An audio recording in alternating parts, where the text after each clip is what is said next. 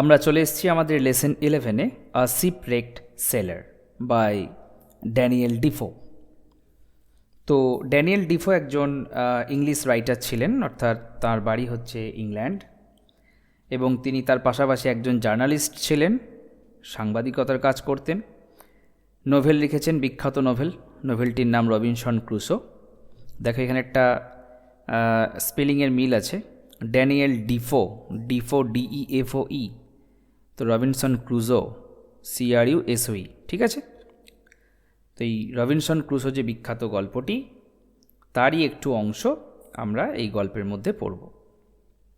গল্পের নাম আ shipwrecked seller, অর্থাৎ একজন জাহাজ ডুবি হয়েছে বা জাহাজ ভেঙে গেছে সামুদ্রিক ঝড়ে, এরকম এক নাবিকের গল্প। On September 30, 1659, I, miserable Robinson Crusoe, being shipwrecked during a violent storm, came on shore on this dismal island.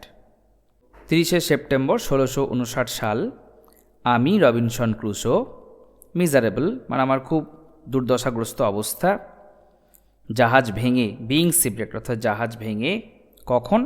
During a violent Sturm, এক বিধ্বংসী ঝড়ের সময়, কেম অন শোর, আমি এসেছিলাম এই শোর অর্থাৎ তীরে, অন দিস ডিসম্যাল আইল্যান্ড, এই এক হতাশার দ্বীপে। ডিসম্যাল মানে একদম দুর্দশার একটা দ্বীপ। I call it the island of despair, আমি এটাকে নাম দিয়েছি হতাশার দ্বীপ, island of despair. I was almost dead, আমি তো প্রায় মরেই গেছিলাম। And the rest of my ships company was drowned, এবং আমার জাহাজের বাকি যারা ছিল তারা ডুবে গেছিল।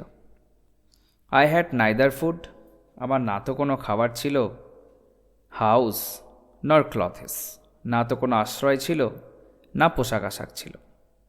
আই ফিয়ার্ড, আমি ভয় পেয়েছিলাম, আই উড বি ডিভার্ড মানে গিলে ফেলা, অর্থাৎ আমি হয়তো এই যে ওয়াইল্ড বিস্টস অর্থাৎ কোনো হিংস্র জন্তুর দ্বারা ভক্ষিত হব, আমাকে হয়তো কোনো হিংস্র জন্তু গিলে খাবে। হোয়েন নাইট কেম, তারপর যখন রাত্রি নেমে এলো, I slept in a tree for fear of wild creatures, বুনো জন্তুদের ভয়ে আমি গাছের মধ্যে ঘুমাতাম। ইট রেইনড অল নাইট, আর সেই দিনটা এই যে 30শে সেপ্টেম্বর 1659 সাল, সেদিন প্রচুর বৃষ্টি হয়েছিল। দ্য রেইন কন্টিনিউড, বৃষ্টি হয়েই গেছিল, থ্রু দ্য নেক্সট ডে, পরের দিন পর্যন্ত, উইথ গাস্টস অফ উইন্ড, তার সঙ্গে বাতাসের ঝাপটা।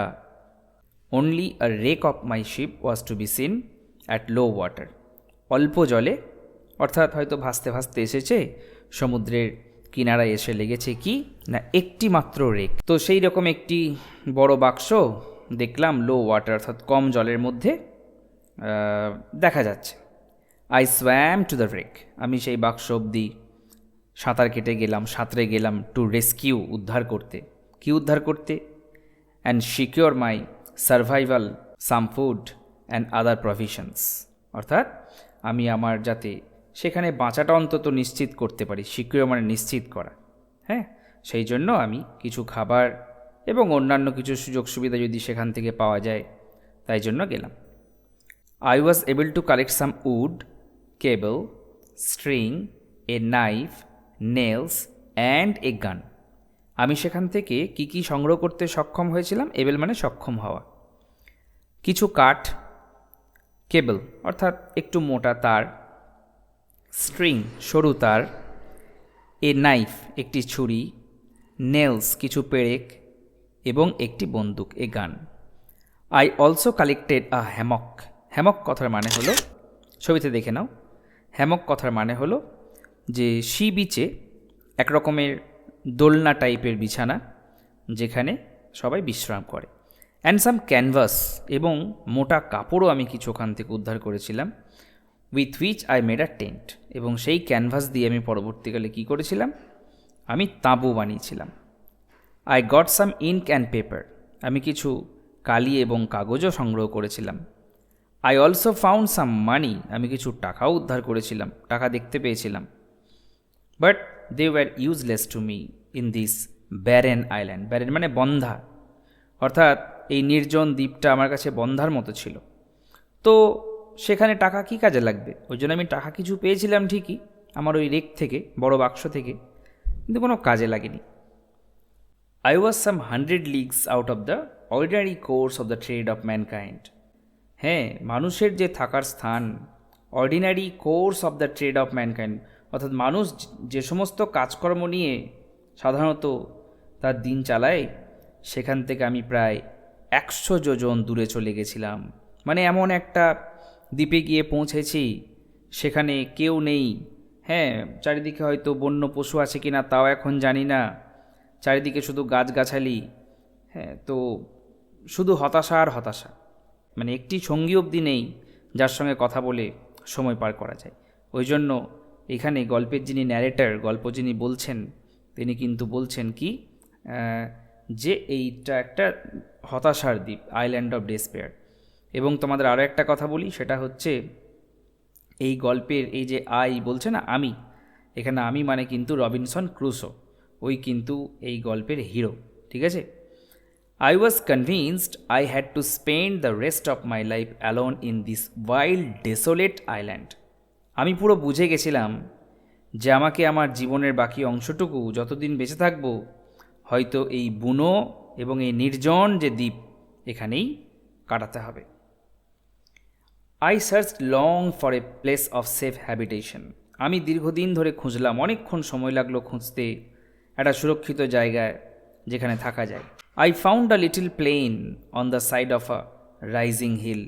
একটা জায়গায় পাহাড়ের মতো একটা জায়গা, একটা স্থান উঠছে, এবং সেই রাইজিং হিল, অর্থাৎ যেখান থেকে পাহাড়টা ওঠা শুরু হয়েছে, সেখানে আমি খুঁজে পেলাম একটি ছোট্ট প্লেন। প্লেন মানে কি, একটা সমভূমির মতো জায়গা, একটু সমতল জায়গা। On the rocky wall of the hill, সেই পাহাড়ের যে পাথুরে দেওয়াল, সেখানে দেয়ার ওয়াজ এ হলো প্লেস, সেখানে একটি গর্তের মতো জায়গা ছিল। ওনিন, যেটা একটু ভাঙাচোরা হয়ে গেছে। Like the entrance to a cave, যেন একটা গুহার প্রবেশদ্বারের মতন সেই জায়গাটা দেখতে লাগছিল। On the flat of the green, এবং যে সবুজ যে সমতল ভূমি, সেইখানে জাস্ট বিফোর দিস হলো, এই গর্তটার ঠিক আগে, I resolve to pitch my tent, আমি মনস্থির করলাম আমার যে টেন্টটা, আমার যে তাঁবুটা, সেটা ওখানে টানাবো। পিচ মানে টানানো, মশারি যেমন টানাই তেমনি তাঁবু টানানো। I cut the wood I collected into stakes, আমি যে কাঠগুলো কালেক্ট করেছিলাম সেইগুলোকে না পাটার মতো করে, স্টেক মানে গোঁজ বা পাটা, সেই পাটার মতন করে সেইগুলোকে আমি কাটলাম। I drop them into the ground in a semi circle around my tent, আমার তাঁবুর চারপাশে সেই কাঠগুলোকে কী করলাম, বিন্যস্ত করলাম। এখানে ড্রপ মানে ড্রাইভের পাস্ট টেন্স, বিন্যস্ত করা। সেমি সার্কেল অর্থাৎ অর্ধ চন্দ্রাকৃতি অবস্থায়, মানে অর্ধ বৃত্তাকারে আমি সেইগুলোকে কিন্তু সাজালাম। The stakes stood 6 inches apart from each other, অর্থাৎ প্রত্যেকটি স্টেক, ওই যে পাটাগুলো বা গোঁজগুলো যেগুলো আমি বানিয়েছিলাম, সেইগুলো প্রত্যেকটাকে একটা থেকে আরেকটাকে 6 ইঞ্চি ডিস্টেন্সে আমি লাগালাম। I put the cables I had rescued from the ship, জাহাজ থেকে আমি যে কেবল পেয়েছিলাম সেই কেবল দিয়ে এই স্টেকগুলোকে বেঁধে নিলাম। এই যে around the stakes in the manner of a fence, যেন সেটা বেড়ার মতো কাজ করে। ফেন্স মানে বেড়া, আমরা যখন কোনো কিছু থেকে গাছ কাটকাতে চাই, গরু ছাগল বেড়া দিই, সেরকম বেড়া, fence. I used a short ladder two go over the fence, এবার আমি যে বেড়াটা বানালাম, ফেন্সটা, রবিনসন ক্রুসো বলছেন যে আমি যে বেড়াটা বানালাম সেই বেড়াটাতে এবার আমি পেরোবো কীভাবে, ওই জন্য আমি কিন্তু একটা শর্ট ল্যাডার, একটা ছোট মই ব্যবহার করতাম। ওয়ান্স ইন, একবার আমি প্রবেশ করে গেলে, ধরো আমি বাইরে গেছিলাম, এবার আমি আমার তাঁবুর ভেতর চলে গেলাম, বা সেই সেমি সার্কেলে সাজানো যে দেওয়ালটা, যে বেড়াটা, তার বাইরে গেছিলাম, আমি ভেতরে যেই না ঢুকে যেতাম, I withdraw the ladder after me, আমার ঢোকার পরে পরেই আমি আমার সেই ল্যাডারটাকে সরিয়ে নিতাম, উইথড্র করে নিতাম। উইথড্রর past tense withdrew. So that, কেন সরিয়ে নিতাম, যাতে করে I was completely fortified against the world outside, যাতে করে আমি বাইরের যে জগৎ সেখান থেকে সম্পূর্ণরূপে ফর্টিফাইড থাকতে পারি। ফর্টিফাইড মানে সিকিওরড, অর্থাৎ সুরক্ষিত। Into this tent I brought all my stores and provisions. এই তাঁবুর ভেতরে আমি কিন্তু আমার সমস্ত রকম যা কিছু প্রয়োজনীয় জিনিস, সেই স্টোরস অর্থাৎ যা কিছু ভাড়ার সামগ্রী বা আমার যা কিছু দরকার প্রভিশনস, সব কিন্তু আমি তাঁবুর ভেতরে ওই বেড়ার ভেতরে নিয়ে নিয়েছিলাম। After I had been on the island for 10 or 12 days, আমি যখন সেখানে 10 থেকে 12 দিন এরকম আছি, বেশি দিন হয়নি, 10-12 দিন হয়েছে, তখন কি হলো, it occurred to me that I would lose the measure of time. আমার মনে হলো, ইট অকার্ড টু মি মানে আমার হঠাৎ মনে হলো যে বাবা আমি তো সময় বুঝতে পারছি না, কারণ ঘড়ি নেই। সব সময় একটা, তোমরা জানো সমুদ্রের ধারে তোমরা যদি কখনো যাও, পুরী দীঘা, দেখবে সমুদ্রের ধারে সবসময় একটা মেঘলা মেঘলা ব্যাপার থাকে, যার জন্য দিন রাতও খুব একটা বোঝা যাচ্ছে না। হ্যাঁ, তো উনি ভাবলেন যে বাবা আমি তো সময় বুঝতে পারছি না। This was because I had neither watch নর ক্যালেন্ডার। এই তো বলেই দিয়েছেন ন্যারেটার যে আমার না তো ঘড়ি ছিল না ক্যালেন্ডার ছিল, যার জন্য আমি সময়ের পরিমাণ বা সময়ের পরিমাপ ভুলে যাচ্ছিলাম। টু প্রিভেন্ট দিস, প্রিভেন্ট মানে আটকাতে, টু প্রিভেন্ট মানে আটকাতে, প্রিভেন্ট মানে আটকানো। To prevent this I cut with my knife upon a large post the date of my landing. ওখানে আমি ল্যান্ড করেছিলাম ক তারিখে? 30শে সেপ্টেম্বর 1659। তো সেই তারিখটা আমি ওখানে একটা বড় যে পোস্ট ছিল, একটা কাঠের পোস্ট হবে হয়তো, কাঠের তৈরি একটা কোনো খুঁটি, সেখানে আমি ছুরি দিয়ে কেটে কেটে সেই ডেটটা খোদাই করে দিলাম। I put a notch with my knife for everyday. এবং তারপর থেকে যতগুলো দিন আমার পেরোতে লাগলো, যতগুলো দিন আমি পার করতে লাগলাম, ততগুলো প্রত্যেক দিন আমি একটা করে ওখানে নচ দিতাম। নচ মানে হচ্ছে আঁচড়, ঠিক আছে? এইভাবে প্রত্যেক দিন একটা একটা করে আঁচড় দিত, তাহলে পরে গুনলেই বোঝা যাবে তার কদিন আসা হয়েছে। After a long spell of rain, দীর্ঘদিন বৃষ্টি হওয়ার পর, I saw some fair weather, আমি দেখলাম আবহাওয়া একটু ভালো হলো। অ্যারাউন্ড 7th নভেম্বর, তখন প্রায় 7ই নভেম্বর এরকম একটা ডেট হয়েছে, তারিখ হয়েছে। I spend the next couple of days making small wood boxes to keep my provisions dry from the rain. আমি পরবর্তী কতকগুলো দিন, নেক্সট কাপল অফ ডেজ, কতকগুলো দিন কাটালাম, কাটালাম, কি করে কাটালাম? মেকিং স্মল উড বক্সেস, কাঠের কিছু বাক্স বানিয়ে, কারণ ওই যে কাঠ পেয়েছিলাম সেই কাঠগুলোকে কাজে লাগাচ্ছে। প্রথমে কাঠ দিয়ে বেড়া বানিয়েছে, এবার কাঠ দিয়ে বক্স বানাচ্ছে। কেন কাঠ দিয়ে বক্স বানাচ্ছে? যাতে করে সে তার যে জিনিসপত্রগুলো, প্রভিশনস মানে কি, সরঞ্জাম, জিনিসপত্র, সেগুলো বৃষ্টির হাত থেকে রক্ষা করা যায়, শুকনো রাখা যায়। Among the things I rescued from the ship, জাহাজ থেকে আমি যে জিনিসগুলো উদ্ধার করেছিলাম তার মধ্যে আরও একটা জিনিস ছিল, কি না, ওয়াজ a small bag of corns, অর্থাৎ দানা শস্যের একটি ব্যাগ, ছোট্ট ব্যাগ। হ্যাঁ, মিন্ট ফর পোলট্রি ফিড। এবং সেই দানা শস্যটা কিসের জন্য? পোষা যে পাখি তাদের খাওয়ার জন্য। আমরা কিন্তু পোলট্রি বলতেই মুরগি বুঝি, কারণ আমাদের এইখানে সাধারণত এই অঞ্চলগুলিতে মুরগি পোষা হয়, ওই জন্য পোলট্রি ফার্ম মানে আমরা জানি মুরগির ফার্ম। কিন্তু পোলট্রি কথার মানে হচ্ছে যেখানে পাখি জাতীয় কোনো যে জীব তাদেরকে যখন পোষা হয় সেইগুলোকে পোলট্রি বলা হয়। তো যাই হোক, পাখিদের খাওয়ার জন্য সে মুরগিও হতে পারে, হাঁসও হতে পারে, তাদের খাবার কিছু জিনিস ছিল, একটা ব্যাগ আমি পেয়েছিলাম। Most of it had been devoured by rats. এবং যতদিন আমি খুঁজে পেয়েছিলাম ততদিনে দেখলাম যে ওই ব্যাগটার বেশিরভাগ দানা শস্যগুলোই ইঁদুরে খেয়ে ফেলেছে। I saw nothing but husks and dusts in the bag. সেই ব্যাগের মধ্যে আমি কিছু হাস্ক মানে কি? হাস্ক মানে ভুসি। দানা শস্য যদি দানাটা খেয়ে ফেলা হয়, তারপর যে তুষগুলো থাকে, তুষ বা ভুসি, সেগুলোকে হাস্ক বলা হচ্ছে। ডাস্ট মানে ধুলো, তোমরা জানো।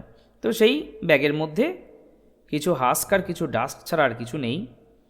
I emptied the contents outside my wall. এবং আমি দেখলাম বস্তাটা কোনো কাজে লাগতে পারে, তো এই ধুলোগুলো, তুষগুলো নিয়ে আর কি করব, দিয়ে কি করলাম, আমি ওই বেড়ার বাইরে, ওই যে ওয়াল যে ওয়ালটা দিয়েছিলাম স্টেক দিয়ে, কাঠ দিয়ে, সেমি সার্কেলে, তার বাইরে ব্যাগটা খালি করে দিয়ে এলাম, ঝেড়ে ঝুড়ে দিয়ে ব্যাগটা বাড়িতে রেখে দিলাম। This was a little time before the great rains. আর এটা হয়েছিল কবে? যবে সেই বললো না যে অনেক দিন ধরে বৃষ্টি হচ্ছিল, সেই বৃষ্টি হওয়ার কিছুদিন আগেই কিন্তু ওই কাজটা করেছিল। এবার কি হয়েছে, বস্তাটা ঝেড়েছে, দানা শস্যের মধ্যে কিছু কিছু তো টুকরো সেখানে ছিল, তারপর বৃষ্টি পেয়েছে। দেখো কি মজার ঘটনা ঘটবে। এ মান্থ লেটার, 1 মাস পর, I discovered green stocks shooting out of the ground. দেখলাম সবুজ সবুজ সব স্টকস অর্থাৎ অঙ্কুর বেরিয়েছে। হ্যাঁ, অঙ্কুর বেরিয়েছে, যেগুলো ফুটে বেরিয়ে আসছে মাটি থেকে। আই ওয়াজ অ্যাস্টোনিজড, আমি না দেখে অবাক হয়ে গেলাম। To discover it was perfect green barley.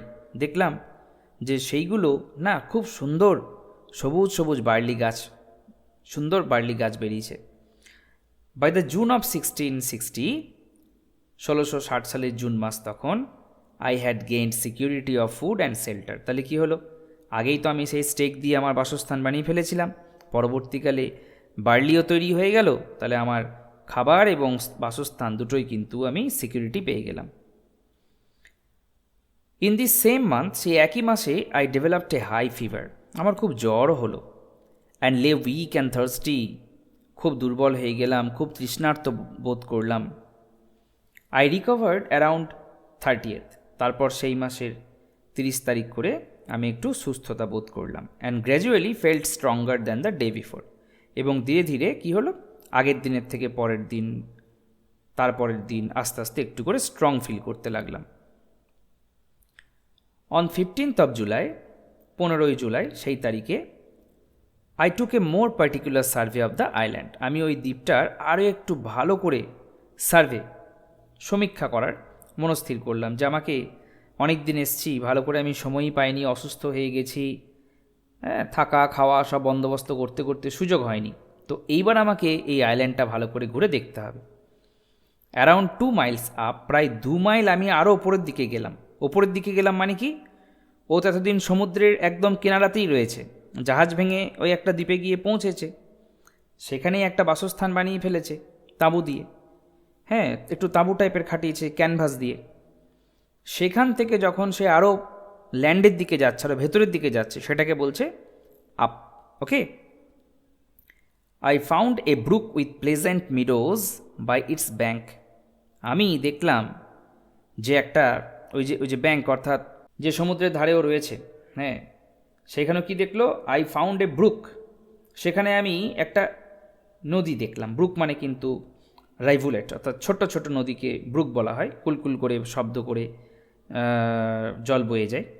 I found a brook with pleasant meadows, বেশ মনোরম সেখান তৃণভূমি, সেই ব্রুকটার বাঁধে প্লেন স্মুথ। আর সেই মিডোজটা কেমন ছিল, তৃণভূমিটা কেমন ছিল, প্লেন সমতল স্মুথ, কি সুন্দর মোলায়েম। অ্যান্ড কভার্ড বাই গ্রাস, পুরো ঘাসে ঢাকা। দেখো, মিডোজ মানেই হচ্ছে ঘাসে ঢাকা জমি, কিন্তু এখানে আবার স্ট্রেস দেওয়া হয়েছে ঘাস কথাটা উল্লেখ করে। আচ্ছা, in a woody part I found মেলনস in great abundance, অর্থাৎ ওই জায়গাটার মধ্যে বা যেটা একটু বনভূমি টাইপের একটু জায়গা, উডি মানে কি কাষ্ঠল, যেখানে গাছপালা বেশি, সেরকম একটা জায়গা খুঁজে পেয়েছিলাম। আর সেখানে আমি দেখেছিলাম কি, প্রচুর মেলনস, তরমুজ, আর প্রচুর পরিমাণে, গ্রেট অ্যাবান্ডেন্স, প্রচুর পরিমাণে। অ্যান্ড গ্রেপ ট্রিজ, দেখো গ্রেপ সাধারণত ট্রি হয় না, গ্রেপ প্ল্যান্টস হয়, কিন্তু এখানে লেখক লিখেছেন, সুতরাং আমাদের বলতে হবে the grapes were ripe and rich. প্রত্যেকটা আঙুর ছিল একদম রসালো এবং পাকা। রিচ মানে কিন্তু রসে ঠাসা, প্রচুর রস আছে যার মধ্যে, সেই ফলকে বলা হয় রিচ ফ্রুট। হ্যাঁ, আর রাইপ মানে পাকা, মিষ্টি মিষ্টি তার স্বাদ। Further into the land I found a great number of cocoa, orange and lemon trees. এখন যদি আমি ওই ল্যান্ডটার আরও ভেতর দিকে গেলাম, আমি দেখতে পেলাম প্রচুর পরিমাণে সেখানে কোকো আছে, এক রকমের তোমরা জানো সিড, তোমরা ছবিতে দেখে নাও। কোকো, অরেঞ্জ অর্থাৎ কমলা, এবং লেমন ট্রিজ দেখতে পেলাম। I carried great parcels of fruit হোমওয়ার্ড and the journey took me 3 days। 3 দিন সময় লাগলো, অর্থাৎ আমি আরও ভেতরের দিকে গেছিলাম 2 মাইল। এখানে বলেছে না, এই যে 2 মাইল আমি ভেতরের দিকে গেছিলাম, সেখানে আমি প্রচুর একটা ফলের বাগান টাইপের দেখলাম সোজা কথায়। হ্যাঁ, তো সোজা কথা বলতে একটা ফলের বাগান দেখতে পেয়েছে, সেখান থেকে কোকো, অরেঞ্জ, লেমন, নানা রকমের জিনিসে সংগ্রহ করেছে এবং ফলের পুরো পার্সেল, পুরো কাঠের বাক্স করে ভর্তি করে সে নিয়ে আসছে, কিন্তু আনতে গিয়ে তার সময় লাগছে কিন্তু 3 দিন। I was tempted to transfer my habitation to this valley of fruits. এই ফলের উপত্যকায়, ওটা একদম ফলের উপত্যকায় নাম দিয়ে দিয়েছে, ওখানে এত ফল পাওয়া যায়, এত ফল পাওয়া যায়। তো আই ওয়াজ টেম্পটেড, আমি যেন পুরো প্রলুব্ধ হয়ে গেলাম যে যদি আমি ওখানে যেতে পারতাম, আমার বাসস্থানটা ওখানে করতে পারতাম। কিন্তু পরেই বলছে আই ডিড নট, না না আমি তা করিনি। কেন জানো? কারণ আমি তো ওখানে থাকতে যাইনি, সুতরাং আমি যদি ফলের লোভে ওই সমুদ্রের তীর ছেড়ে আরও ভেতরের দিকে জঙ্গলের মধ্যে চলে যায়, তাহলে এই জীবনে আমাকে আর কেউ উদ্ধার করতে আসবে না, তাই না? সমুদ্র সৈকতে থাকলে কি হবে? কোনো জাহাজ পাশ দিয়ে পেরিয়ে যাচ্ছে, তাকে ইশারা করলে, আগুন জ্বালিয়ে হোক বা হাত নেড়ে হোক বা কোনো লাল রঙের কাপড় টাপড় নাড়িয়ে হোক, তো তাকে ডাকা তো যাবে। তো যাই হোক, কি বলছেন দেখো, আই ডিড নট, আমি তা করলাম না। কেন? Because I still hope to be rescued by some passing ship on the sea. আমার তখনও আশা রয়েছে যে পাশ দিয়ে পেরিয়ে যাওয়া কোনো জাহাজ, নিশ্চয়ই সমুদ্র দিয়ে যারা যে জাহাজ পেরিয়ে যাচ্ছে, নিশ্চয়ই এসে আমাকে উদ্ধার করে নিয়ে যাবে। I did not want to enclose myself in hill and woods. আমি কখনোই নিজেকে এনক্লোজ করতে চাইনি, নিজেকে সবসময় আটকে রাখতে চাইনি ওই পাহাড় পর্বত এবং বনভূমির সাথে। I stayed in view of the sea. আমি কিন্তু সমুদ্রের দৃশ্যপটের মধ্যেই রয়ে গেলাম, অর্থাৎ সৈকতেই রয়ে গেলাম। 10 months had passed since I had set foot on this island. এইবার দেখো, ন্যারেটার বলছেন 10 মাস পেরিয়ে গেল যবে থেকে আমি প্রথম এখানে আমার পা রেখেছি এই আইল্যান্ডে। Previously I had no lamp after dark. আগে আমার কাছে কি হতো? কোনো ল্যাম্প ছিল না, অন্ধকার হয়ে গেলে অন্ধকারেই বসে থাকতে হতো। কিন্তু পরবর্তীকালে তার মানে ল্যাম্প সংগ্রহ করেছে। কি করে? I collected a little tallow. আমি না কিছুটা চর্বি সংগ্রহ করেছিলাম, চর্বি, tallow. And a small clay dish, এবং একটি ছোট্ট মাটির পাত্র বানিয়ে নিয়েছিলাম, বা হয়তো কালেক্ট করেছিল কোথা থেকে। To this I added a wick. Wick, WICK, wick মানে সলতে। প্রদীপের যেমন সলতে হয়, মোমবাতির যেমন সলতে হয়, তেমনি বলছে আমি সেই, তাহলে দেখো বেশ প্রদীপের মতন একটা জিনিস বানিয়ে ফেললো। ট্যালো মানে চর্বি, যেটা তেলের কাজ করছে। ক্লে ডিশ, মাটির একটা পাত্র, প্রদীপের মতন, মাটির প্রদীপ তোমরা দেখেছ। তাতে সে উইক লাগিয়ে নিল, অর্থাৎ সলতে লাগিয়ে নিল। I had Das made myself A lamp. এইভাবে আমি আমার জন্য একটা ল্যাম্প বানিয়ে নিয়েছিলাম। আগুন কী করে জ্বালাতো সে আমাকে প্রশ্ন করো না, কারণ সেই উত্তর কিন্তু তোমাদের এই গল্পের মধ্যে নেই। যাই হোক, I now began to seriously consider my circumstance I was reduced to. এইবার কিন্তু আমি খুব ভীষণ সিরিয়াসলি ভাবতে শুরু করলাম আমার পরিস্থিতি নিয়ে, যে পরিস্থিতির মধ্যে আমি কি বলবো, মানে আমি বন্দি হয়ে গেছিলাম। আই ওয়াজ রিডিউসড টু, অর্থাৎ আমাকে যে বন্দিদশার মধ্যে ফেলা হয়েছিল বা যে বিপজ্জনক অবস্থার মধ্যে আমাকে ফেলা হয়েছিল, তা নিয়ে আমি কিন্তু এবার খুব সিরিয়াসলি ভাবতে শুরু করলাম। I decided to describe my state of affairs in writing. আমি এই যে স্টেট অফ অ্যাফেয়ার্স, অর্থাৎ আমি কি কাজকর্ম করছি কি না করছি, এগুলো আমি ভাবলাম। সময় প্রচুর, আর কালি কাগজও কুড়িয়ে পেয়েছি, মানে সংগ্রহ করেছি সেই রেক থেকে। তাহলে কি করব? আমি ডেসক্রাইব করি একটু আমার বিষয়গুলো। I began to keep a journal of everyday's employment. Employment মানে কাজকর্ম। প্রত্যেক দিন আমি সকাল থেকে রাত অবধি কী কাজ করছি সেইগুলো আমি ভাবলাম যে আমি একটু লিখে রাখি। I could not include all particulars because gradually I ran out ink. আমি কিন্তু সমস্ত বিষয় খুঁটিনাটি লিখতে পারতাম না, কারণ আস্তে আস্তে আমার র্যান আউট মানে শেষ হয়ে আসছিল, ফুরিয়ে আসছিল। কি ফুরিয়ে আসছিল? ইঙ্ক, কালি, তাই না? ওখানে দ্বীপে যখন কালি শেষ হয়ে যাবে তখনও পরবর্তীকালের কি দিয়ে লিখবে, তাই না? ওই জন্য বাঁচিয়ে বাঁচিয়ে লিখছিল। আই ফাউন্ড, আমি দেখলাম, by the notches I cut on the post. সেই মনে আছে একটা লার্জ পোস্টে সে প্রত্যেক দিন নচ, আঁচড় কাটত, সেইটা একদিন গুনে দেখলো ইট ওয়াজ সেপ্টেম্বর 30th এগেন, আবার 30শে সেপ্টেম্বর ফিরে এসছে। I had spend 365 days on this island.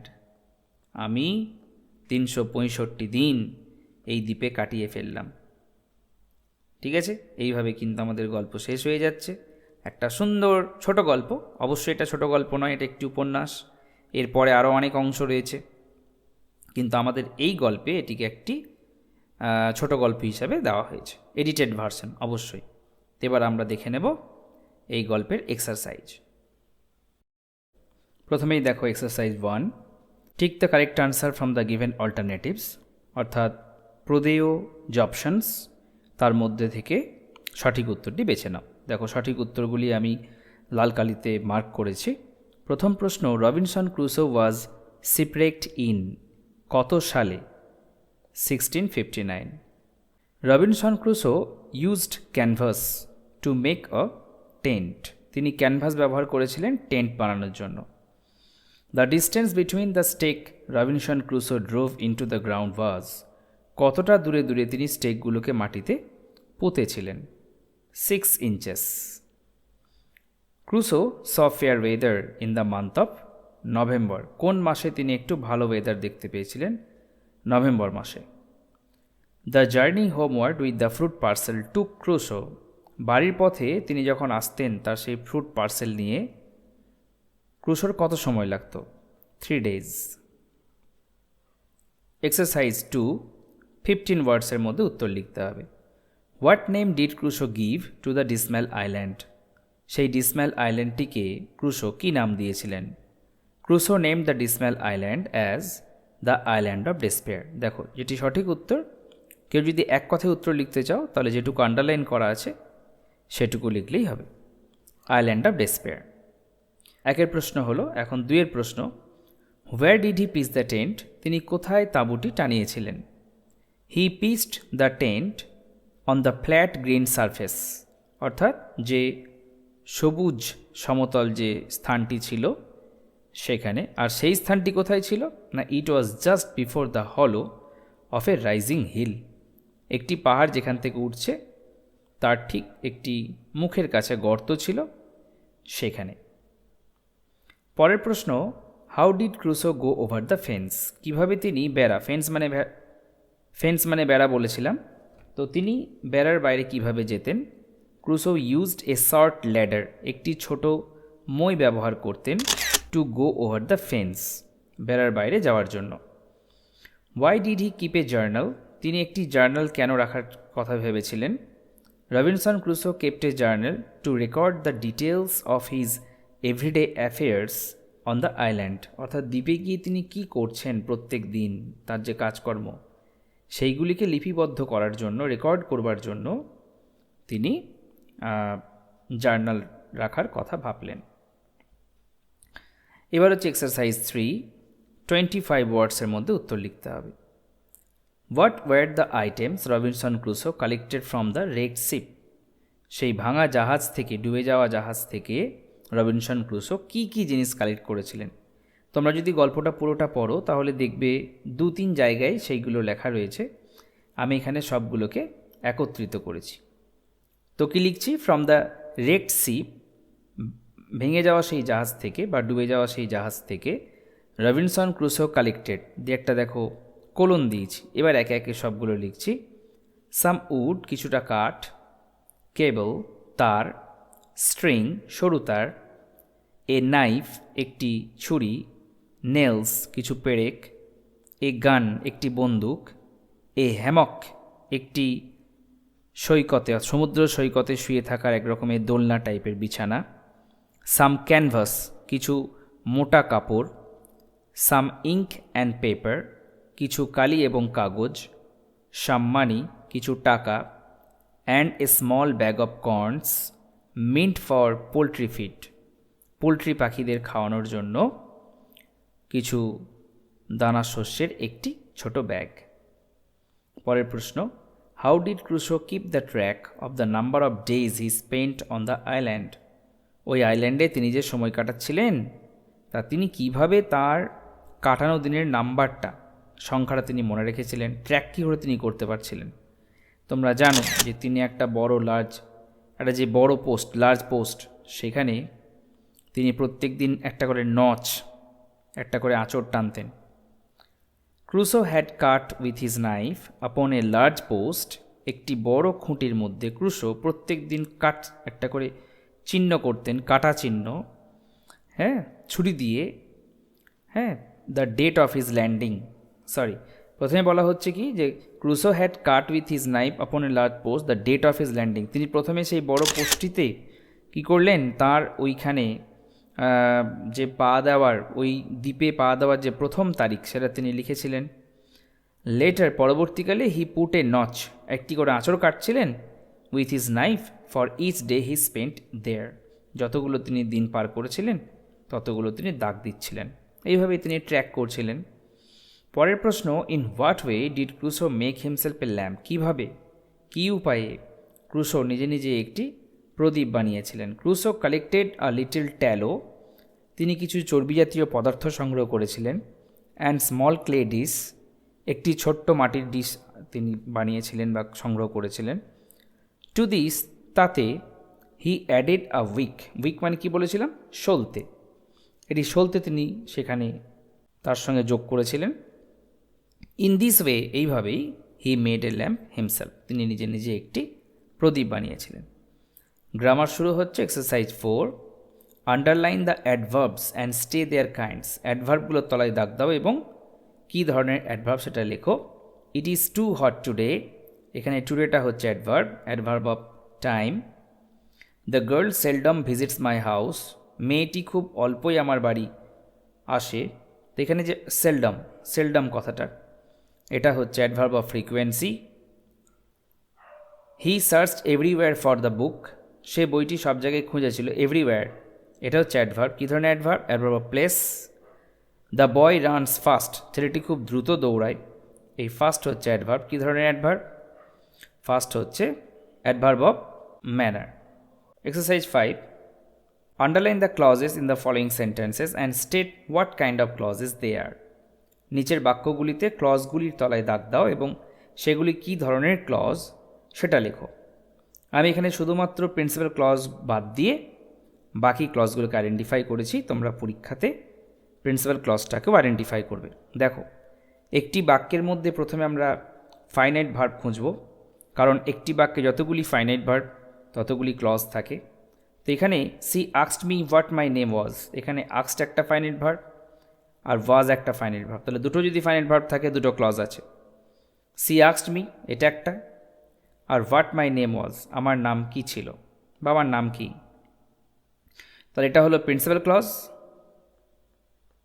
এবং এটা হলো সাবঅর্ডিনেট ক্লজ। কী ধরনের সাবঅর্ডিনেট ক্লজ, না নাউন ক্লজ। হি আক্সড মি সামথিং, এই হোয়াট মাই নেম ওয়াজ এর জায়গায় যদি আমি সামথিং লিখি, এর জায়গায় যদি আমি সামথিং লিখি তাহলে কি হবে, কি উত্তরটা, পুরো লাইনটা কি দাঁড়াবে, শি আক্সড মি সামথিং। এবার সামথিংটা একটা নাউন, তাহলে যে ক্লজ নাউনের কাজ করছে সে নাউন ক্লজ। পরের প্রশ্ন দেখো, he is a friend who has always help me, তাহলে হি ইজ এ ফ্রেন্ড, সে হয় একজন বন্ধু, এটা হচ্ছে principal clause. Who has always help me, যে কিনা সবসময় আমাকে হেল্প করেছে, তাহলে এই বন্ধুটা কেমন, না যে কিনা আমাকে সবসময় হেল্প করেছে, তাহলে এই বন্ধুর অ্যাডজেক্টিভ এটা, ওই জন্য এটা হলো adjective clause. Please enter the room when you are আক্সড টু, তাহলে প্লিজ এন্টার দ্য রুম এটা হচ্ছে প্রিন্সিপাল ক্লজ। আর ওয়েন ইউ আর আক্সড টু, যখন তোমাকে বলা হবে, কন্ডিশন বোঝাচ্ছে, তাহলে এটা হয়ে গেল adverb clause. That he will win is known to us, সে যে জিতবে এটা আমাদের জানা, তাহলে দ্যাট হি উইল উইন, সে যে জিতবে, এখানে কিন্তু এইটা একটা ডিপেন্ডেন্ট ক্লজ, মেন ক্লজ কিন্তু, সরি ভুল হয়েছে, কাটাটা এখানে হবে দ্যাট হি উইল উইন, এই উইনের পর কাটতে হবে, ইজ নোন টু আস, অর্থাৎ এইখানে আবার আমরা সেই সামথিং বসাবো, বা ধরো রাম বসাবো। রাম যদি বসাই কি হবে, রাম ইজ নোন টু আস, রাম আমাদের দ্বারা পরিচিত, রামকে আমরা চিনি, তাহলে রাম একটা নাউন, তাহলে নাউন বসিয়ে যদি বাক্যটা সঠিক থাকে, এই পুরোটার জায়গায় এটা একটা ক্লজ এবং এই যে তুমি রাম বসাও, তাহলে Ram is known to us, grammatically the sentence will be correct, তাই না? তাহলে কি হবে, এই একটা ক্লজ যদি নাউনের কাজ করে তাহলে এটা হয়ে গেল নাউন ক্লজ, তাহলে that he will win is known to আস। পরের প্রশ্ন, identify the following sentences as simple, complex and compound. প্রথমেই একটি কন্ডিশন তোমাদের বলে দিই, তোমাদের অনেক প্রিভিয়াস একটি লেসনে এগুলো তোমাদের ডিসকাস করেছি, কিন্তু যদি পার্টিকুলারলি তোমরা এই গ্রামারগুলোর বিষয়ে জানতে চাও, শিখতে চাও, তাহলে এই সেন্টেন্স স্ট্রাকচারাল ডিভিশন, সেন্টেন্সের যে স্ট্রাকচারাল ডিভিশন তা নিয়ে এই চ্যানেলেই যে পৃথক ভিডিও আছে সেখানে চলে যাও এবং দেখে নাও। তো এখানে আমি মোটামুটি একটু বলার চেষ্টা করছি। যে সেন্টেন্সে দেখবে একটি মাত্র প্রিন্সিপাল ক্লজ, আর কোনো ক্লজ নেই, সেটি হচ্ছে সিম্পল সেন্টেন্স। যে সেন্টেন্স একটি প্রিন্সিপাল ক্লজ আছে তার সঙ্গে একটি সাবঅর্ডিনেট ক্লজ আছে সে হচ্ছে কমপ্লেক্স সেন্টেন্স। আর যে সেন্টেন্সে একাধিক প্রিন্সিপাল ক্লজ কোঅর্ডিনেটিং কনজাংশন দিয়ে যুক্ত থাকে তাদের বলা হয় কম্পাউন্ড সেন্টেন্স। মোদ্দা কথা, সিম্পল, কমপ্লেক্স, কম্পাউন্ড তিনটিতেই কিন্তু প্রিন্সিপাল ক্লজ থাকবেই, কারণ প্রিন্সিপাল ক্লজ ছাড়া সেন্টেন্স তৈরি হয় না।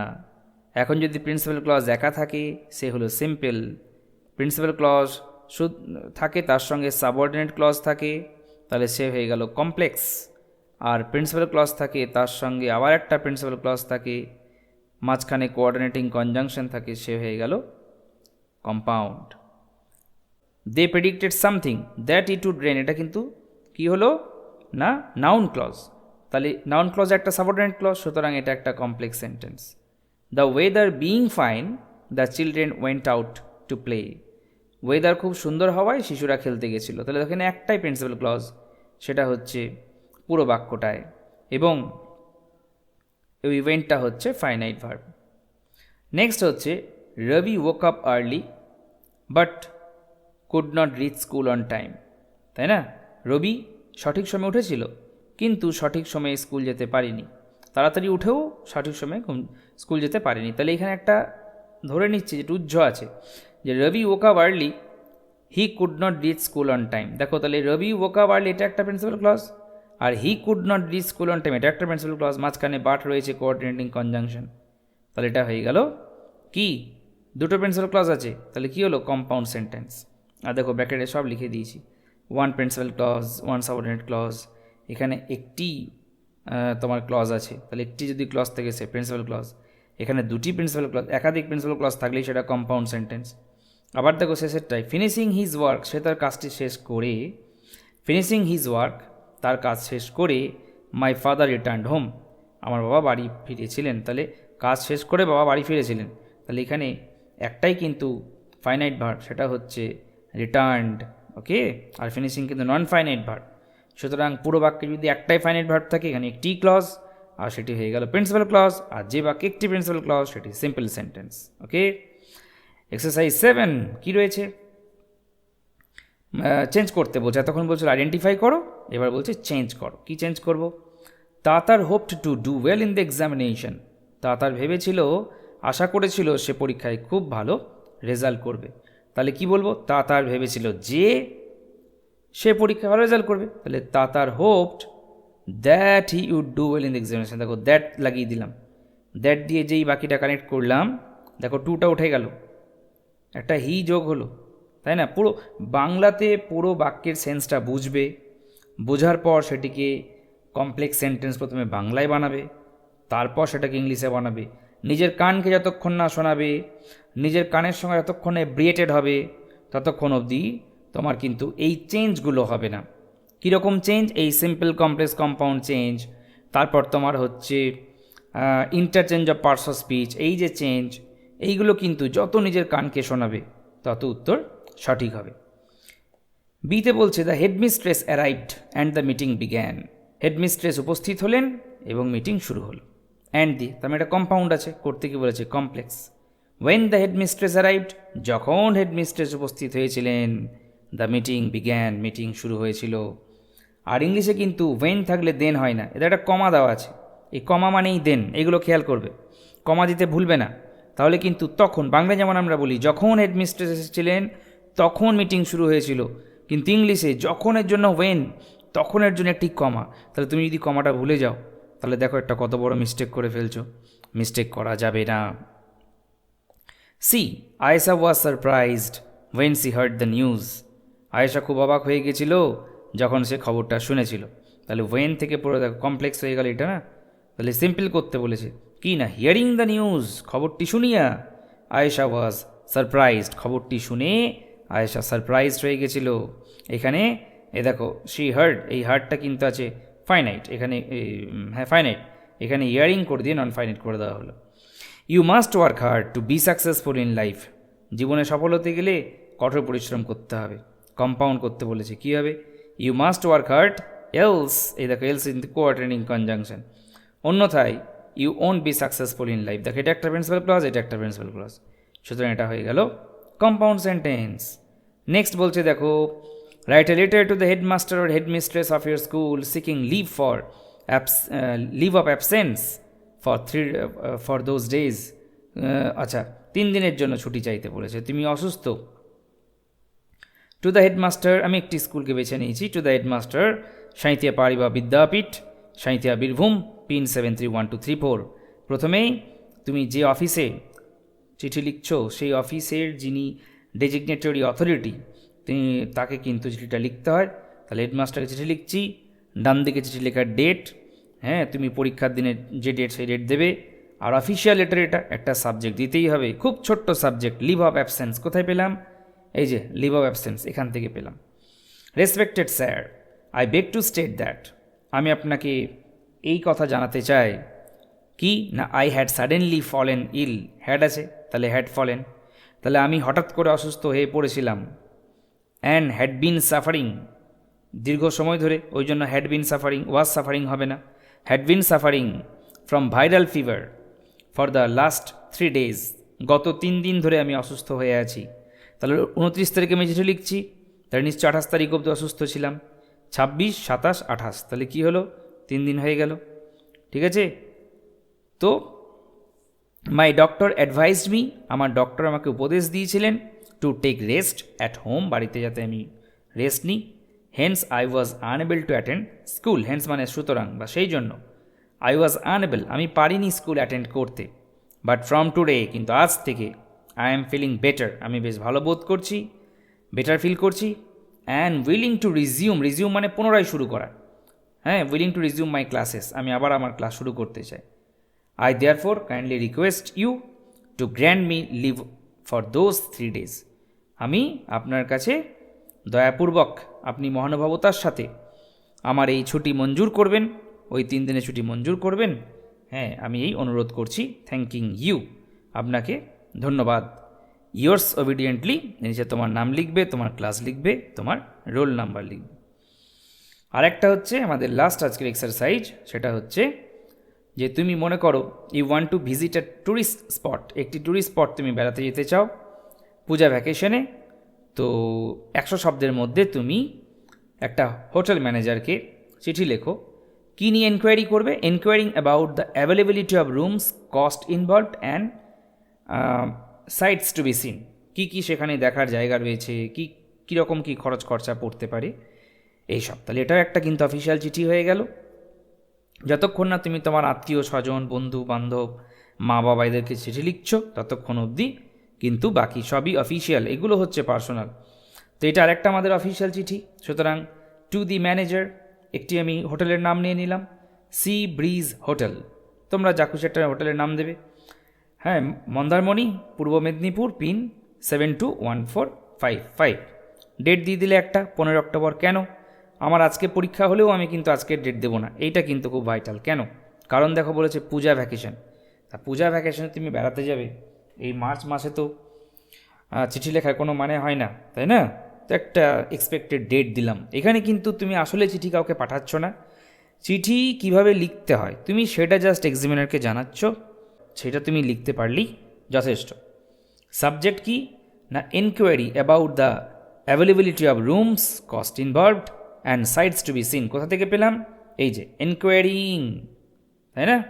তো সেই এনকোয়ারিং থেকে এনকোয়ারি, বাকি দেখো সব enquiry about the availability of rooms, cost involved and sights to be seen. সুতরাং একটা চিঠি বা রাইটিংয়ের ক্ষেত্রে মানে ম্যাক্সিমাম ক্ষেত্রে না তোমাকে কোয়েশ্চেনটা ফলো করতে হবে। তুমি যদি কোয়েশ্চেন ফলো করো ওখানেই অর্ধেক আনসার হয়ে যায়। একটু স্মার্ট হতে হবে, স্যার আর ম্যাডাম, কারণ তুমি জানো না যে সেই হোটেল ম্যানেজার কে, একজন পুরুষ না মহিলা, ওই জন্য স্যার বা madam. I wish to visit Mandarmani during this puja vacation, এই আসন্ন পূজা ভ্যাকেশনে আমি মন্দারমণি ঘুরতে যেতে ইচ্ছুক, and would like to stay at your hotel. আমি আপনার হোটেলে থাকতে চাই। এ তো শুনলেই যে কোনো ম্যানেজার খুশি হবে, ওই জন্য এভাবে লেখা। কদিন থাকতে চাই? ফর 3 days, 3 দিন থাকতে চাই, from 25th October two 27th October, মানে 25, 26, 27, 3 দিন। আমি দেখো 15 তারিখে 10 দিন আগে থেকে এনকোয়ারি করছি, ঠিক আছে। ম্যাক্সিমাম টু ম্যাক্সিমাম 1 মাস আগে তুমি চিঠি করতে পারো। Kindly inform me about the availability of rooms during that period. দয়া করে আমাকে ইনফর্ম করুন যে ওই সময়ে কোনো রুম খালি আছে কি না। The room rent per day, অর্থাৎ ওই যে বলেছিল না কী রকম খরচ খরচা, তো সেই জন্য পার ডে আমার খরচ কত, রুম রেন্ট কত, রুমের ভাড়া কত, অ্যান্ড এনি অ্যাডিশনাল চার্জেস, অতিরিক্ত কোনো খরচ লাগবে কিনা সেগুলো জানাবেন। I would also like to know, আমি এটাও জানতে চাই, about nearby tourist attractions, কাছাকাছি কোন আকর্ষণীয় জায়গাগুলো ট্যুরিস্টরা দেখতে চান সেরকম কী আছে। অ্যান্ড সাইট সিইং, সাইট দেখো SIGHT, সাইট সিইং এই কথাটাও হয়, আবার SIT ওই সাইটটাও হয়। তো সাইট সিইং যখন আমরা কথাটা বলি তখন কিন্তু SIGHT বানানটাই লিখি। তো sightseeing facilities arranged by your hotel, অর্থাৎ আপনার হোটেল থেকে ভ্রমণে যাওয়ার কোনো ব্যবস্থা আছে কি না, গাড়ি টাড়ি আছে কি না, আপনারা খরচাপাতি সবই দেবো, কিন্তু আপনাদের ব্যবস্থা আছে কি না জানাবেন। থ্যাঙ্কিং ইউ আর ইয়োর্স ফেথফুলি, তোমার নেম আর তোমার অ্যাড্রেস কিন্তু দিতে হবে। কারণ এই ক্ষেত্রে অ্যাড্রেস কেন, কারণ তুমি কোত্থেকে যাচ্ছ না যাচ্ছ সেটাও তো একটা হোটেলে জানাতে হয়। তো এই ছিল আমাদের আজকের লেসন 11। দেখতে দেখতে আমরা দেখো তোমাদের টেক্সট বুকের একদম আরেকটি মাত্র লেসন বাকি রয়েছে, দ্য হান্টিং স্নেক। আমাদের 11টি লেসন শেষ হয়ে গেল। তো যেটা বলার সেটা হচ্ছে এই যে QR কোড তোমরা দেখতে পাচ্ছ, এই QR কোড কিন্তু তোমরা স্ক্যান করে আমাদের টেলিগ্রাম চ্যানেল জয়েন করতে পারো। আর এই টেলিগ্রাম চ্যানেলে থেকে তোমরা এই নোটটা কিন্তু PDF কপি পেতে পারবে। তো জয়েন করে যাবে আমাদের টেলিগ্রাম গ্রুপে। তার সাথে সাথে আমাদের একটি প্রত্যেক দিনের ডে টু ডে যে ইংলিশ লেসন সেগুলো আমরা প্রত্যেক দিন প্র্যাকটিস করি, তার জন্য একটি হোয়াটসঅ্যাপ চ্যানেল আছে যার নাম আমাদের to the point English official. এই চ্যানেলে তোমরা জয়েন করতে পারো এবং তোমরা তোমাদের গ্রামারকে স্ট্রং করতে পারো। তো যাই হোক, আজকে আমাদের লেসন 11 এখানেই শেষ হলো। আমরা পরবর্তী লেসন নিয়ে হাজির হওয়া অবধি তোমরা ভালো থাকবে, সুস্থ থাকবে, মা বাবার কথা শুনবে, ভালো করে পড়াশোনা করো, অনেক বড় হও। All the best. Master your English here today. Clear your doubts and find your way. Simple lessons, strong and bright. To the point, English helps to rise. আজ থেকেই শুরু হোক ইংরেজির জয়, ভয় আর সন্দেহ সব দূরে যেন রয়। সহজ শেখা, স্পষ্ট কথা, দৃঢ় ভিত্তি গড়ি। To the point, ইংলিশে সফলতার পথ চলি। Please subscribe.